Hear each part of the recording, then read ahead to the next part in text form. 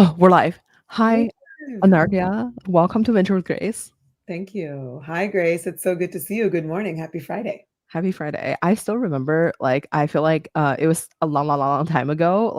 You were the first person that I met at the Battery. Oh, Yeah, wow. well, yeah, it was like I Like was. a long time ago. I don't belong there anymore. I mean, after the pandemic, I kind of stopped going. So Yeah, no, but anyway, so I feel like I'm very grateful that we have met there because I also personally do not have a account there. But um, well, now you so and I will both have to go as a guest of somebody else. exactly. Maybe we can start with you started your for the audience who, just first met you, we could start with you have worked at the Sandia National Laboratory, and then later you work at Google. You held PM position at various companies before joining Maveron. What are some key lessons that you've learned early on in your career that you kind of took to advance your career later on? Yeah, that's a great question. And gosh, I haven't talked about my Sandia lab days in a really long time. So thank you for jogging that memory for me.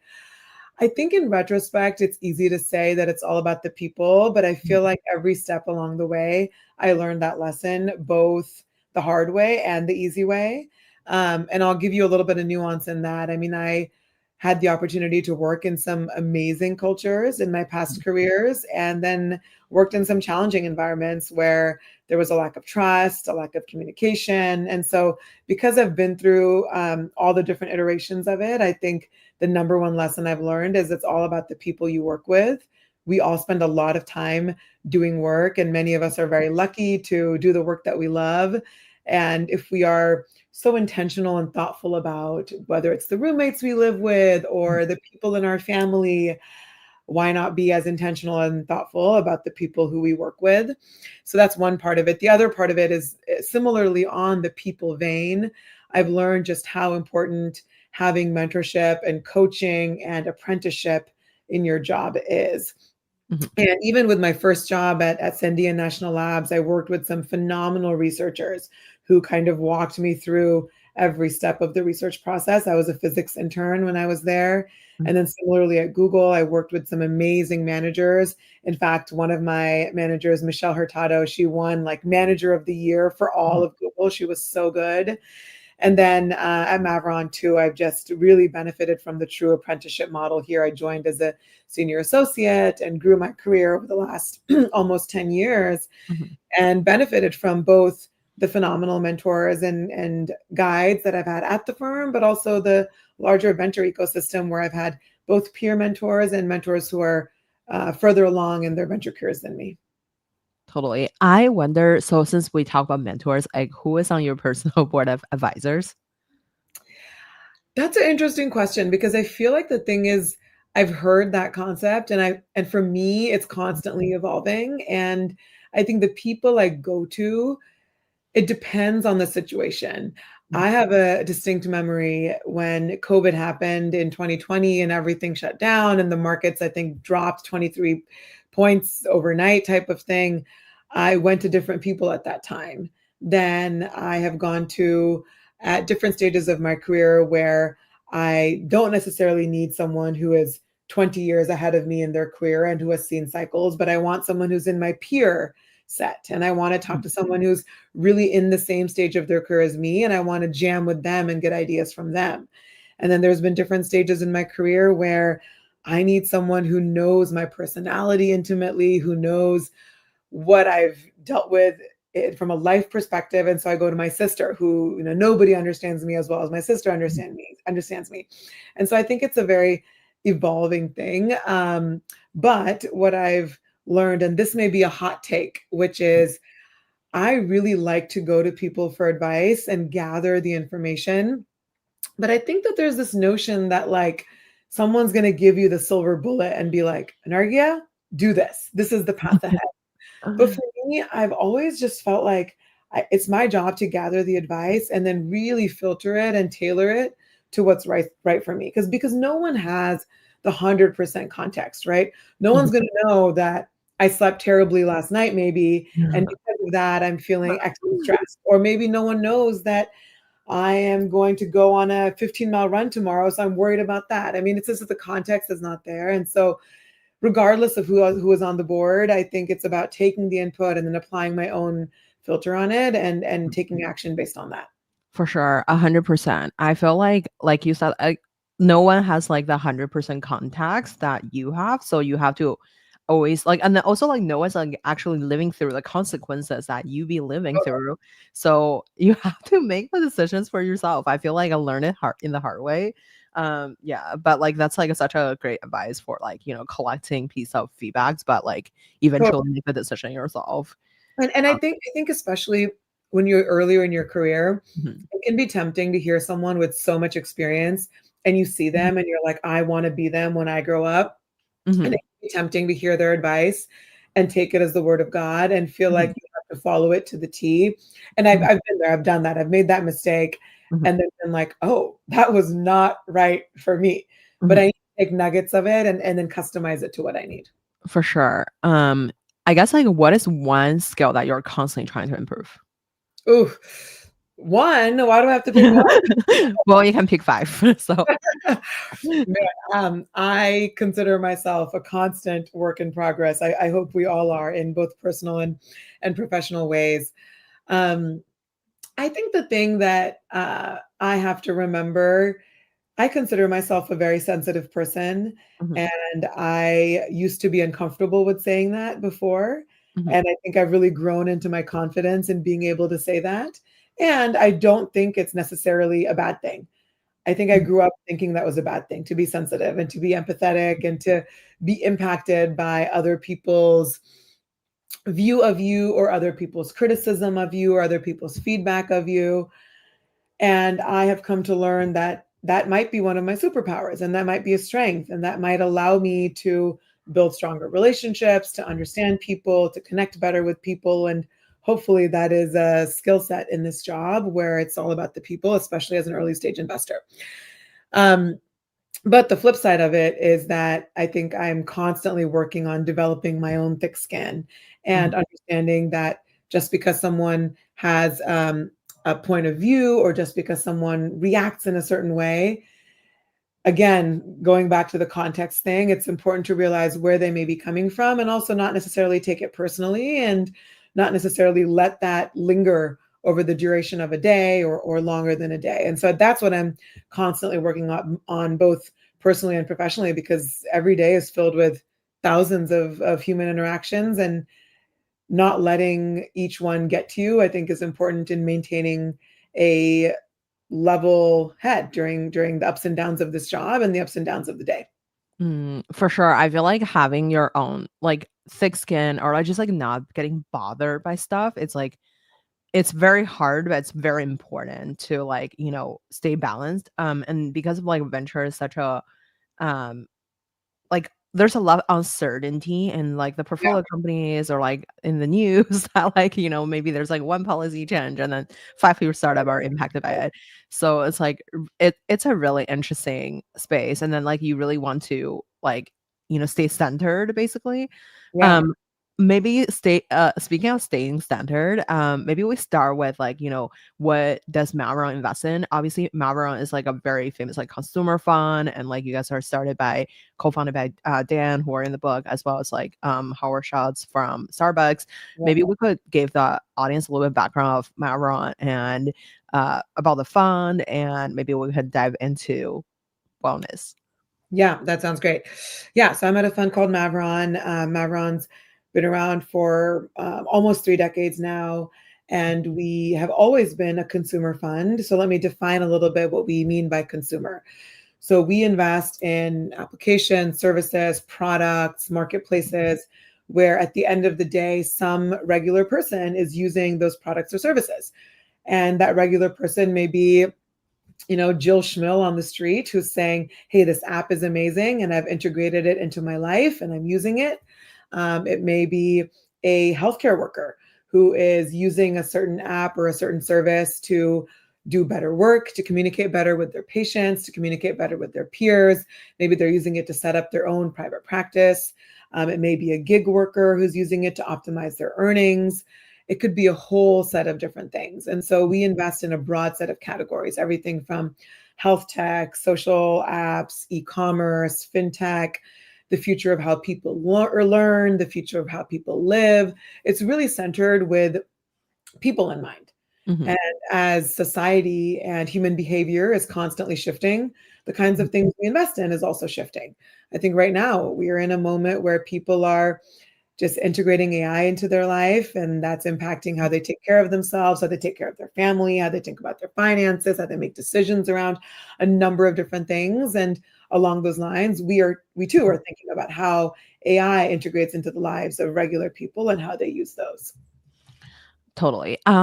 I wonder, how do you pick which part to, because I feel like in the consumer space in general, there's so many different subsectors, and then technically like a lot of different things are considered a consumer company, from hardware like this laptop, or like a ChatGPT, or like this coffee mug.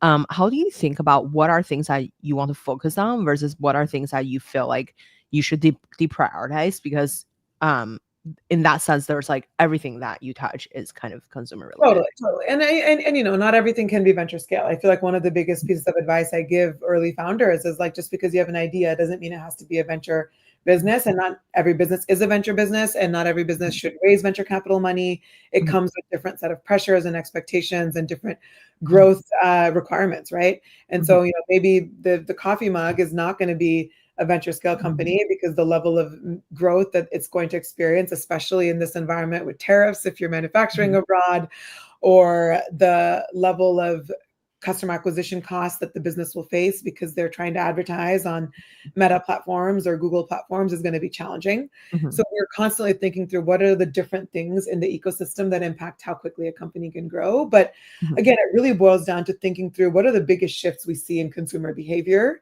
and what are the companies, applications, services that are going to rise to meet those needs and Mhm. have that opportunity for hyper growth.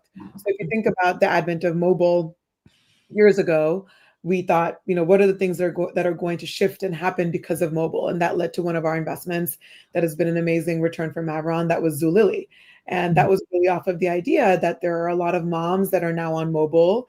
And the mom is now, when they're doing school drop off, or waiting in line at the class, or Mhm. waiting in line at whatever other thing, which, unfortunately, a lot of that is mom. Mhm. uh, what are the things that are going to meet her needs when she is doing that? And one of those needs, obviously, social grew because of that. But the Mhm. other thing that she was doing this drop based shopping. She was doing shopping that was in the moment, that was a deal in the moment. And Zulily was exactly that company that met that need. That was mobile shopping, that was really targeted towards mom, and that was offering deals in the moment that were hyper targeted on synchronous shopping during a mobile period. And so I think, as we think about the platform shifts that are happening, the behavioral shifts that are happening, we're honing in on companies that can fit exactly what that consumer wants, the right time and the right place. Totally. I wonder, when maybe we could start talking about like the check size as well as like portfolio Sure. construction, just because Yeah. I feel like in the consumer space, like you said, like not everything is venture backable, but you guys have backed both, like I guess like the brand itself, such The as like a product. Allbird, Mhm. like, and or like a subscription business like Love Airy, which is like a very, I feel like that's a very good business. After having kid, You I'm like, use it as a new oh mom, my God. Grace? Yeah, I definitely use it 100%. Good. Everyone I know uses it. Good.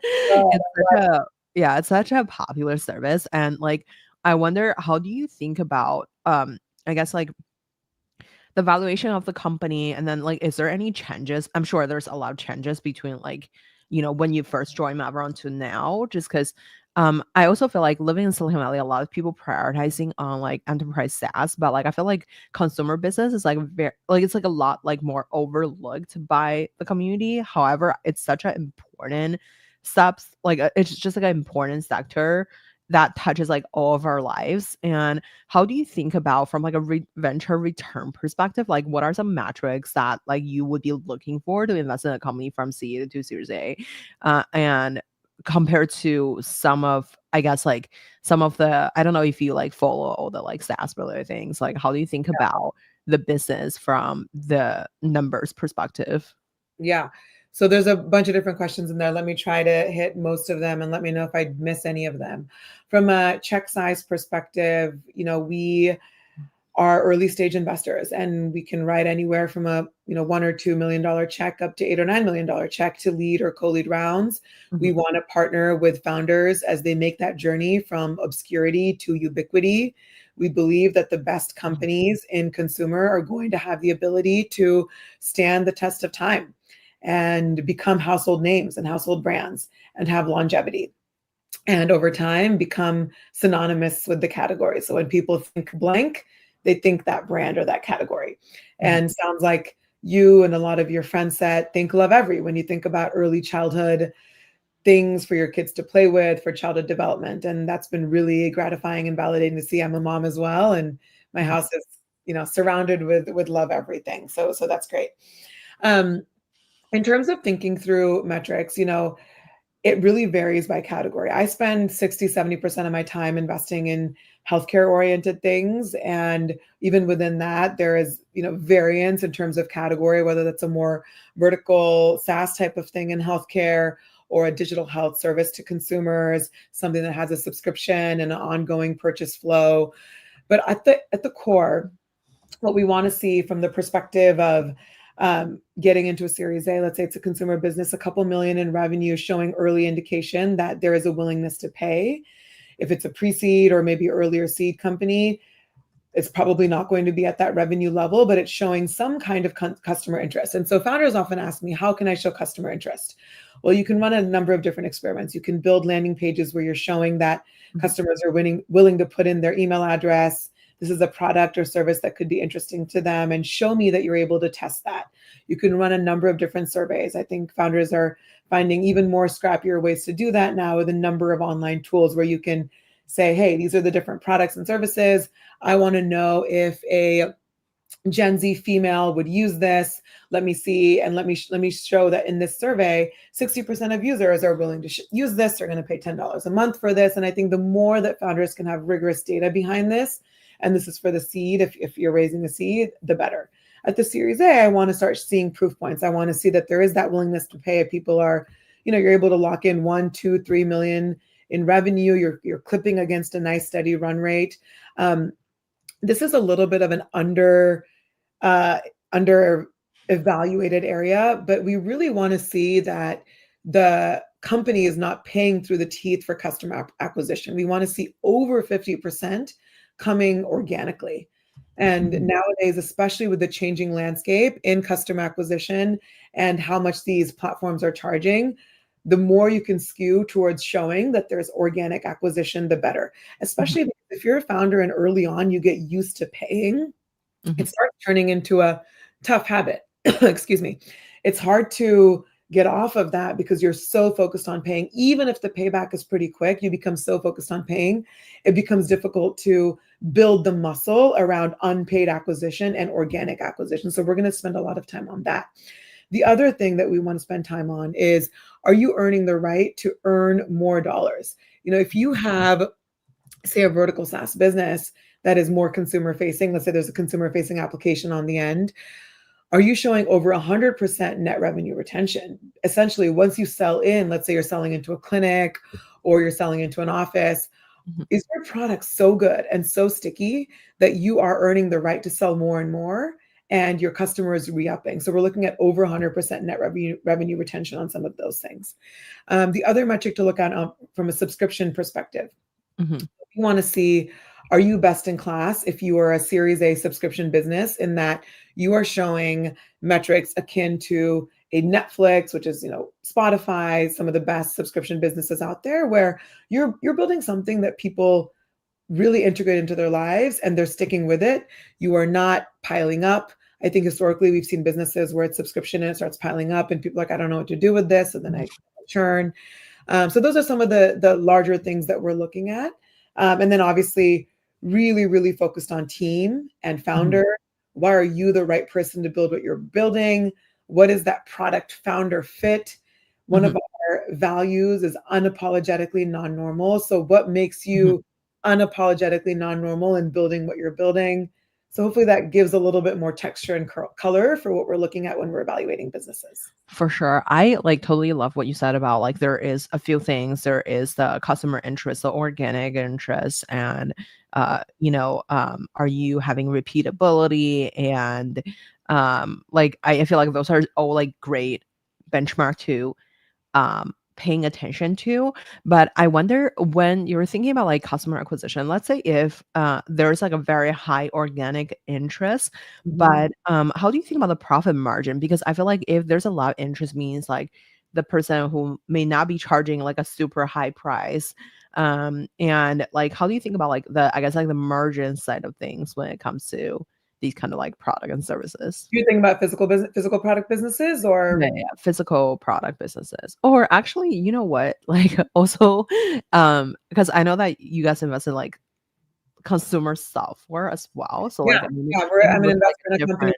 called CoStar in the social Mhm. astrology space, and it's all either in-app purchases or subscription, so it's all digital purchases. Yeah, I have so many questions on that. So, because like I have looked at like a religion-based app Mhm. before, like while I was like working in venture, and I feel like there's a lot of interest in that kind of stuff, but like cannot tell the differentiations between like the top three players. They're the exact same thing. I wouldn't say exact, but like they offer the same service. The go-to market is very similar, and Mhm. then the download number is seems like a great metrics. They're all like I just could not tell like between like company A, B, and C. Like they all look great, though we only chat with like one company as like going deeper. But like how do you like kind of differentiate like let's say three top players in a category, especially in the subscription or like consumer subscription business? Yeah, I think the first thing you said is dead on, which is you want the opportunity to be able to really look at the market broadly and see who the players are out there. I Mhm, think it's easy to meet one company and fall in love with that one company and not realize who the other players are and why you're picking this company over the other ones. And in that sense, I think market mapping, thesis building is really, really, really helpful and something that I think has played a crucial role in our ongoing understanding of the consumer landscape, which is if a consumer has a need, what are the different ways in which that need is met? And sometimes the need may not be met just by like an obvious player. So for example, if you're like broadly the American consumer is lacking community and they want more human connection, they want to feel more purpose. So maybe a more religiously oriented app is one way to do that. Maybe they're doing that off of smaller groups in Instagram. Maybe mhm, they're finding that in TikTok because they're a part of a very niche community in TikTok, which is like Indian moms who like to run. Totally me, mhm, right? So I think we have mhm. a larger landscape. And sometimes I think founders don't appreciate that at the end of the day, they may not be competing against who they perceive as their peers. They're competing against TikTok and Instagram, Mhm, some of the huge behemoths in the space. But I think as an investor, it's incumbent upon you to kind of dig in and look at that. So for example, when I was looking at the CoStar investment in the broader astrology space, one of the things that I saw was that if you went on Facebook, and this was back in 2019, right? So years ago. But if you looked at Facebook and looked at groups for people who are Libras or Scorpios, or there mhm, were like fanatical Facebook groups, right? mhm, Niche communities off of this, and it was mhm, like women Scorpios living their best life type of mhm. thing, and Uh, they had a deep engagement mhm, and deep sense of community, but Facebook was not meeting their need, right? If you go into mhm, these groups, you see that, they're not really searchable. People don't necessarily want their name tied to something. People were not necessarily, wanting to be in this group and then going on Facebook and seeing their mom posting about, her birthday in Cancun or whatever it is. It was just like not really built. And so mhm, we thought a lot about the unbundling of Facebook. So what are big verticals that live within Facebook that have the ability to stand alone and become their own company because there is enough of a pent up demand and need? And so the CoStar investment really came out of that unbundling and also really thinking through as we see, back then, as we saw a lot of the decline in organized religion mhm, and people going to different categories to still find the same meaning, connection, community. Some of it was like meditation camps, some of it was in astrology, some of it was in more like peer networks and groups. And we saw that this thing that has existed for thousands of years, astrology, could really fill a lot of that gap and fill a lot of that need, especially for a younger generation. Mm. And you earlier, you were asking me kind of, how do you think through what are all the different options and how do you compare and contrast them? A lot of it really, and this may sound like a cop-out answer, but a lot of it comes down to team and founder. And, is this the right? Oh, I have another piggyback question on the team and Yeah. founder. I'm so sorry. I was like, Oh, don't be oh, sorry. I'll totally forgot if I don't ask. But I think the founder and team is like, it's another like a very, it's like a black box thing because like I think it also depends on the culture. I feel like in the US, like I've seen like, obviously we live in like the Bay Area and then there's a lot of great talents coming from like Stanford, Berkeley.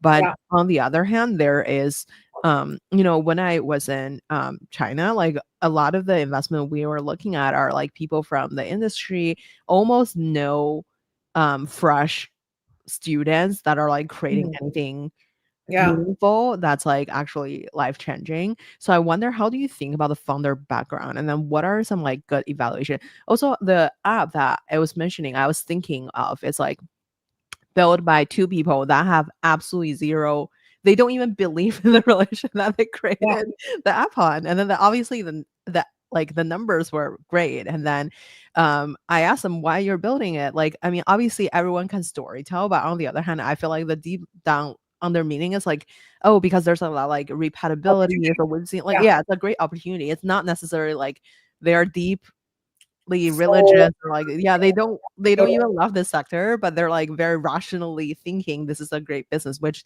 they have built seemingly a very good business. So how do you think about when the founders like two people that are kind of irrelevant and then there's no earned insight, but like they were just like able to like pull it off kind of.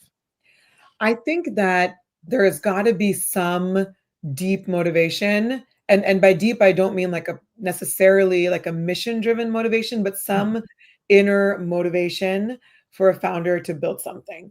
And many times it is what we call like a chip on their shoulder, right? It is that their whole life they felt underestimated. They felt like so and so was doing better than them. It might have started as early as their parent being like, look at the neighbor. The neighbor kid is getting all A's and is the captain of the tennis team and is really good at chess and like you suck type of thing. Like it just really, really depends. And that could be a motivator. A motivator could be a really, really, really keen interest in a category. Like they feel like their entire life's mission is to make fitness better because they are obsessed with fitness.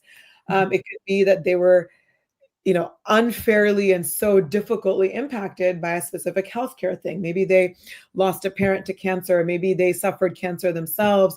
But I think that there's got to be something. And the reason I say that is building a company is so, so, so hard. And you know this. I mean, like building a company is one of the hardest things you could do in this area of career. And there are so many ups and downs. There are so many sleepless nights. The first startup I worked at, I spent the night at the office multiple times.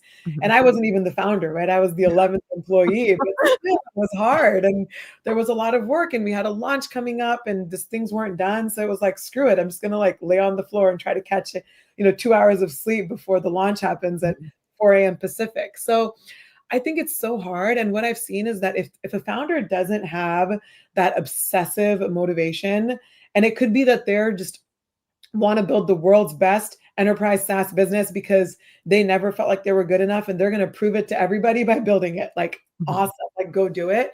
But if they don't have that obsessive motivation, I think it's just hard to keep going when the times are tough. And it's, you could just leave and go get an amazing job at a big company and make a lot of money and have great benefits and have a very different lifestyle. I think I've been in Silicon Valley now since 2006. So I've been here for almost 20 years, which is kind of crazy. Crazy. Oh my Yeah, which is god, crazy to that's think about. true. And I Oh. think that the culture here is on one hand just like amazing and addictive and you want to be in the energy, but on the other hand, I think it also makes a lot of people think like, let me do a startup. Let me do a startup. Mhm. And I've mentored people who've kind of approached it like that. I've been pitched by people who've approached it like that. And whenever there isn't that like obsessive, nothing is going to stop me. I am going to run through a wall to do this. And I would be doing this even if I wasn't paid. And I will do this on a Sunday morning and I will do this on a Friday night. Like whenever there hasn't been kind of that obsession, I think it is. I've advised them like, hey, you don't have to do a startup. Like you could go work at a company and have a side project. There's a number of different ways to explore this. Um, and I think the important caveat to add, and I will add it because I myself am a parent, is that Mhm. I know some amazing parents who are startup founders and who are building freaking amazing companies. And as a parent, especially as the parent of a young kid, you can't always work on a Sunday morning Mhm. or a Friday night. So I think that caveat is really, really important because I don't want anyone to walk away, with the idea that you can only build a startup if you're 22 and single and don't have kids.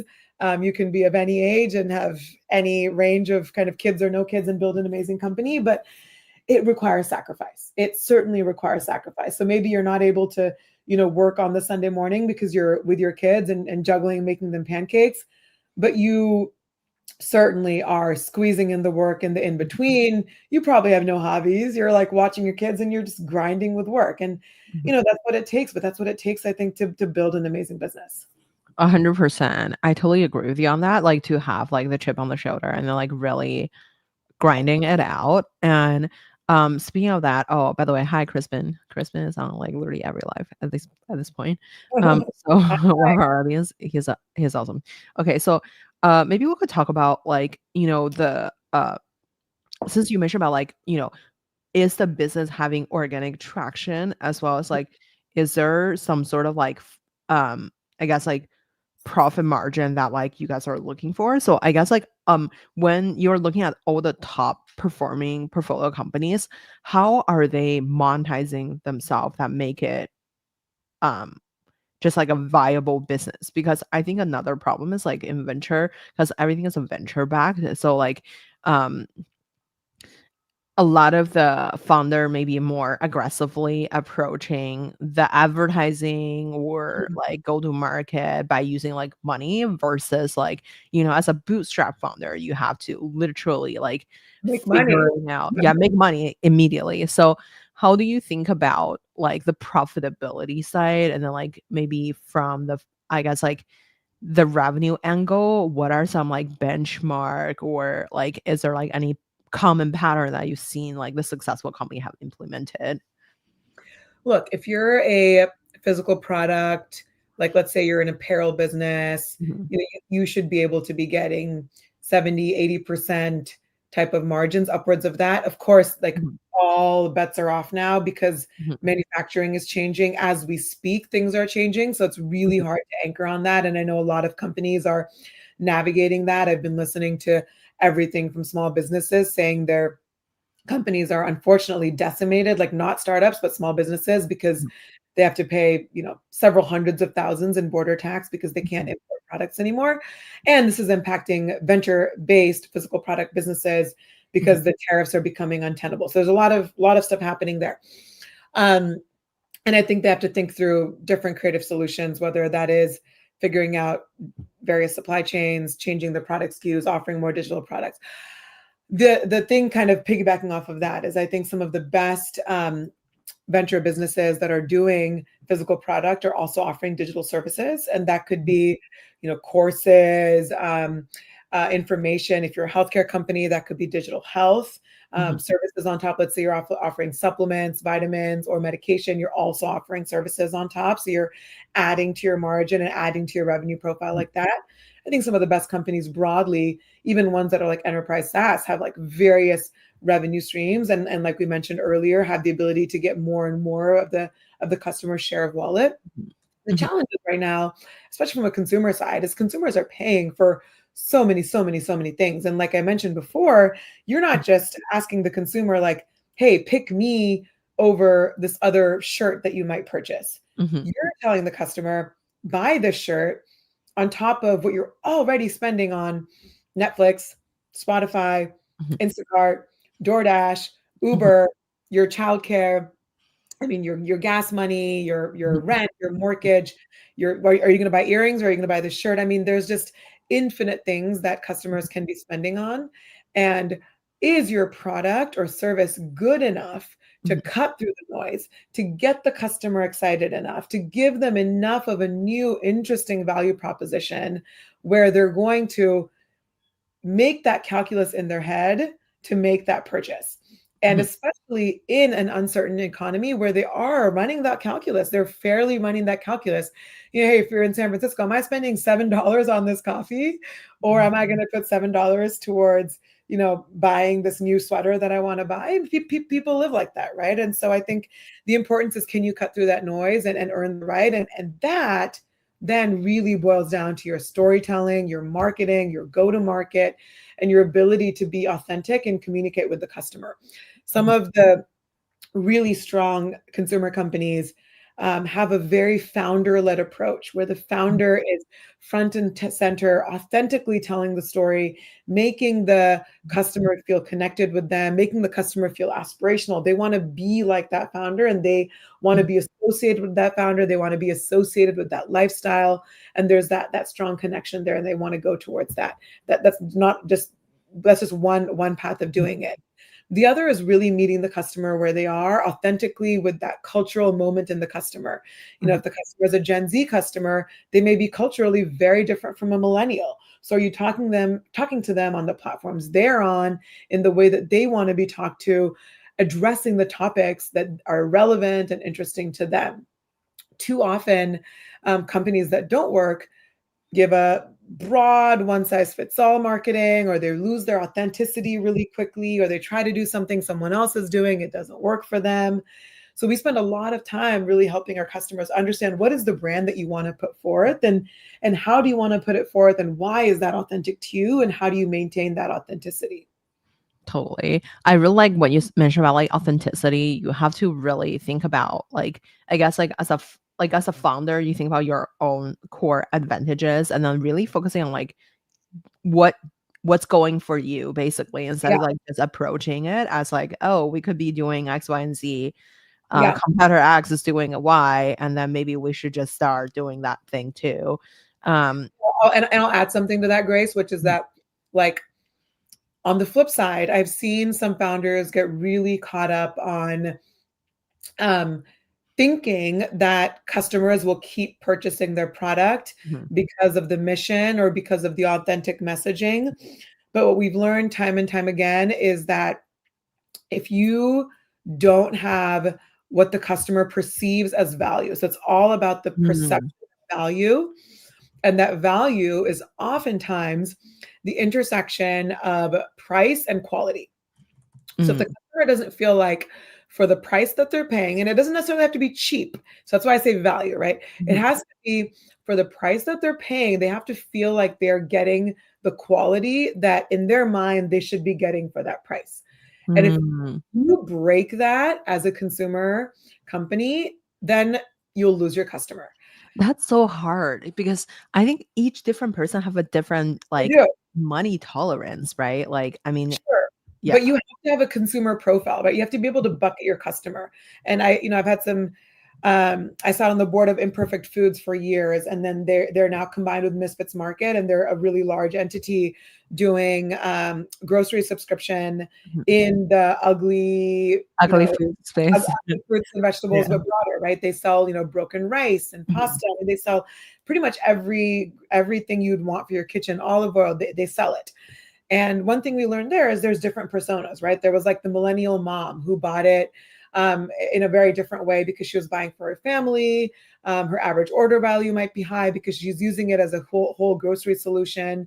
You may have a different Gen Zer who is living and has a roommate and they're buying maybe mhm, a smaller box, but the set of things they're buying are different. So there's different customer personas. And if you are a consumer company that's going to be able to thrive and scale, you are defining those personas maybe it's 3, maybe it's 5, but you're certainly defining them, you're understanding them, and you're bucketing your customers into them, and you're giving messaging and marketing according to that. You're totally right, right? Mhm. Everyone's going to have a different threshold for spend, for value, something that I may see as very expensive, you may not see as very expensive, and vice versa. Mhm. But if you have a kind of bucketed understanding of your customer, Mhm. you'll be able to continue to sell to them. I mean, for example, like I'm a user of the Aura ring. I'm a Mhm. huge fan. And some people may say like, oh, it's so expensive. Is it worth it? You have to buy the ring, you have to pay the Mhm. subscription. But for me, I see immense value in being able to, for me, it's all about the sleep and the energy. As the mom of like 3 young kids, working a very busy job and having other things on my plate, like having a very beautifully designed app that Mhm. helps me understand my sleep and energy and how to modulate that throughout the day, and how to, whether it's like an extra protein shake or maybe cut back on a workout or Mhm. try to go to bed by 9 p.m. I can make those little adjustments based on this data in a way where I don't have to think that much. I don't have to sit and be like, oh, am I sleepy? Am I tired? Am I under caffeinated? Am I undernourished? That's value to me. So I'm willing to pay that price because it gives me kind of a one-stop solution to like sort out my day. Mhm. I totally agree with you. I think that it's like what your customer kind of like think why this thing can provide value to you. Like each different persona may be like very different. But how do you find the first customer? Because like your customer may not be your ideal customer, right? Yeah. I think the best founders have they have two things. They have like this intuitive sense of who their customer is Mhm. and who they're building for, and they are ruthless in building for that customer, and they have the focus to develop deep love for that customer. Mhm. And I think the best founders also have the ability to listen to the market pull and iterate quickly. Mhm. Some of the most challenging situations I've been involved with is where the founder has an idea of who their customer is. And they're like, let's say, my customer is a 22-year-old woman living in coastal cities. Mm. Okay, good luck. Very in demand demographic, expensive to Mhm. acquire. Um, and maybe that is their dream customer, their aspirational customer. Maybe their company is thriving and humming when they're going after her. Mhm. But where I've seen founders run into challenges is they keep going after her. They're unable to acquire her, or they acquire her and she's unwilling to pay. She's unwilling to continue to pay. And they hammer, hammer, hammer. It doesn't work. Company is unable to continue. Mhm. Versus, I think the best founders may have her as their target dream customer, but they realize, actually, I think the path to go is I'm going to go into tier 2, tier 3 markets first. I'm going to go after actually a slightly younger customer, because I think if I can get the 19-year-old in Milwaukee, I think that then goes on TikTok and goes in these different directions. I mean, they're Mhm. smart, they're mobile, they are able to be dynamic and be flexible until they can really show that, hey, I've actually captured this little nugget of customer that's willing to pay. Mm. And now that I have that, I can expand from there. Mm. And so I think it's all about that early testing. Again, now there's like thousands of tools that you can use to test everything from just like basic surveys to like Mhm. AI personas that can test for you. You can say, I want an AI persona that is a 54-year-old man who lives in Seattle, and you can like test against that. So Oh, I have a question on that. So yeah. like how since you mentioned about like a specific profile, like this type of women live somewhere else, and like how do you think about like the market size versus like the ticket value? Because I think like there is, let's say you're a dentist living in Ohio and then I'm providing this club membership service for the dentist in Ohio, or like that, we'll discount these like, I don't know, equipments. I'm just using this as an example because it's Yeah. like maybe they're kind of they're kind of wealthy in their category and then they can pay that high ticket item, but there are only so many of them living in Ohio. Like how do you Sure. think about like, having that experience, like maybe like a high ticket sales, but like very in a very niche of the niche market versus like a medium or like low price item that could Yeah. be anyone, like frequency. a Yeah. serial consumer. Yeah.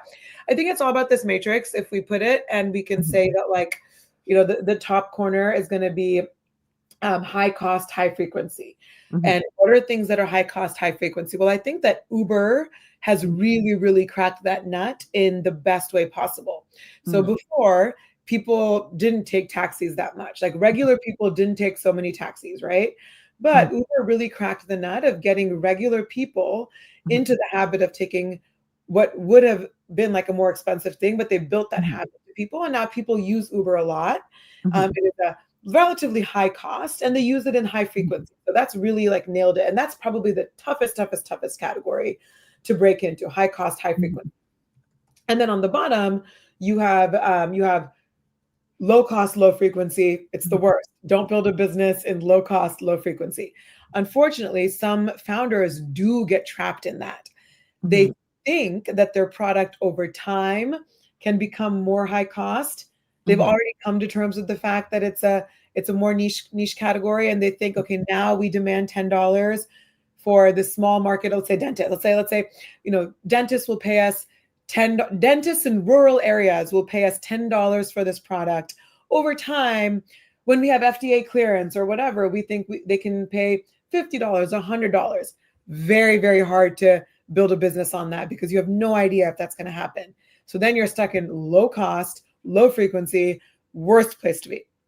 The mm, more likely one is probably you're going to be in low cost, high frequency, right? And that could be everything from like groceries to Amazon to in-app purchases. Let's say you're playing, a game, you're buying things for 30 cents, a dollar, $2. You're buying it all the time, but it's mhm, low cost and it's not a big deal. In that, you have to really just be comfortable with the fact that you can get to a lot of people. You can get to a big market size. A lot of people are going to use it. You're going to have something that appeals to everybody. You may have to launch additional products and additional lines to do that, but you have a plan on how to do that, and everybody will give you a little bit of money here and there. A lot of advertising businesses are obviously built on this, which is like, mhm, let's get to a ton of eyeballs, so eyeball businesses, and we believe that we can find something that's interesting to all the eyeballs. And then the last category, which is the high cost, low frequency.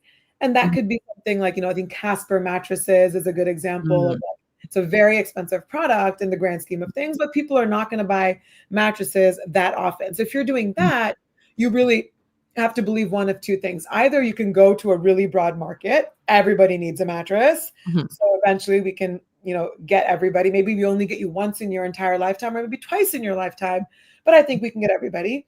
Or you have to, like, away suitcases, I think, is a good example. Away luggage is that they've figured out how to layer on additional products. We're going to sell you bags, we're going to sell you like a laptop sleeve, we're going to launch additional colors, and you're going to really want the color, and you have to be really smart about expanding into other categories if it's an expensive product. for sure. How do you think about the profit margin though? Like, and then we'll wrap with a 1 minute fire round. Sorry, I'm paying attention to the time. No, But that's okay.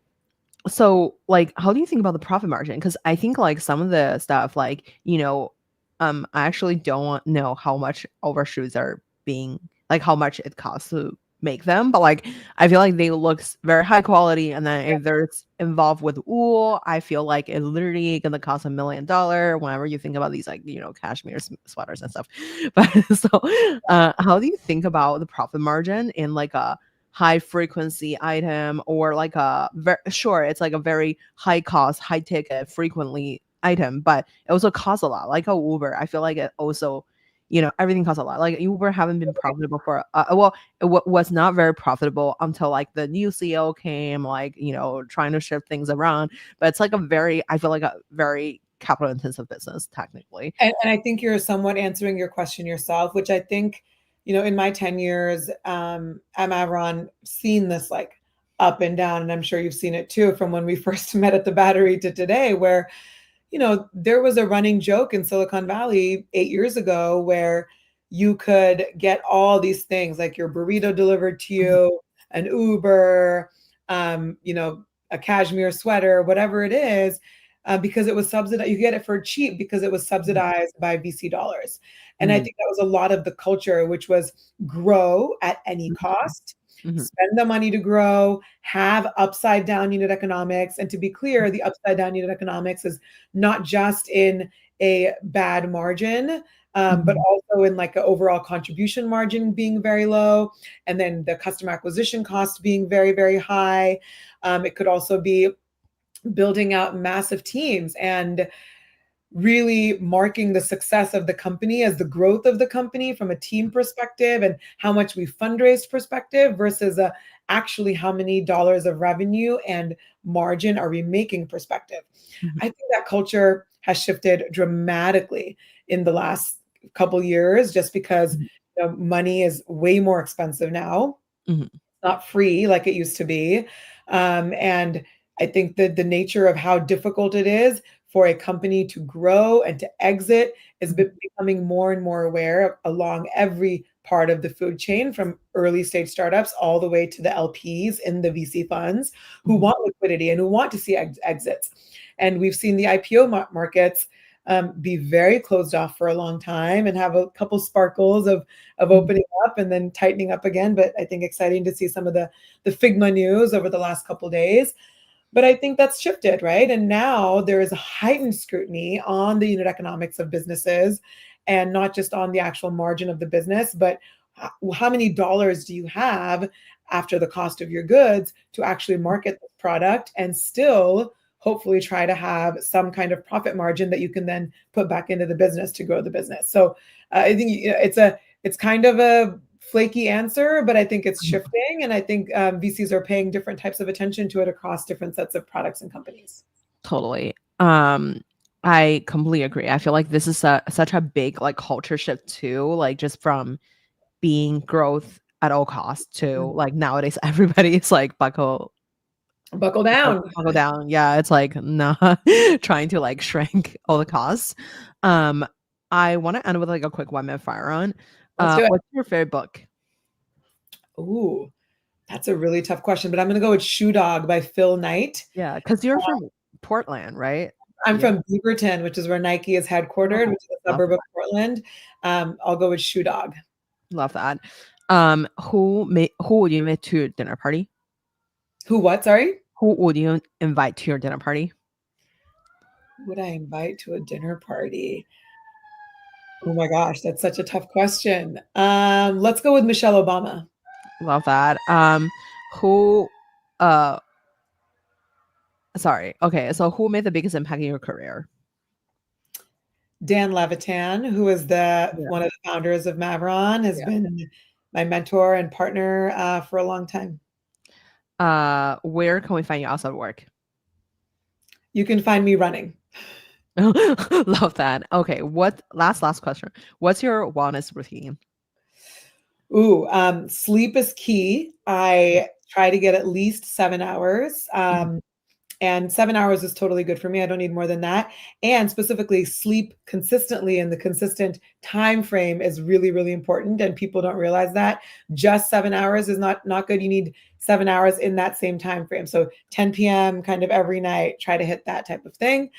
Mhm. Um, and I'm vegetarian. I've been vegetarian my whole life, but I make sure to take a lot of different protein things that are of vegan and vegetarian sources. So I have my protein shake right now. I'm Love. trying this brand called Naked. It's great.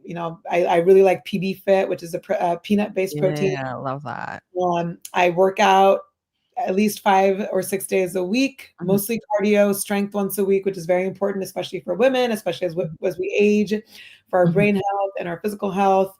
And then number one is really getting as many moments of joy and delight as possible, whether that's with family or friends. I mean, that's the most important thing for our Mhm. brain. Totally. Well, thank you so much. You're such a wholesome person. I just want to say. Um, Anarghya, thank you so much for coming on the show today. It's such a fun conversation with you. Thank you for having me. So good to see you, Grace. Let me quickly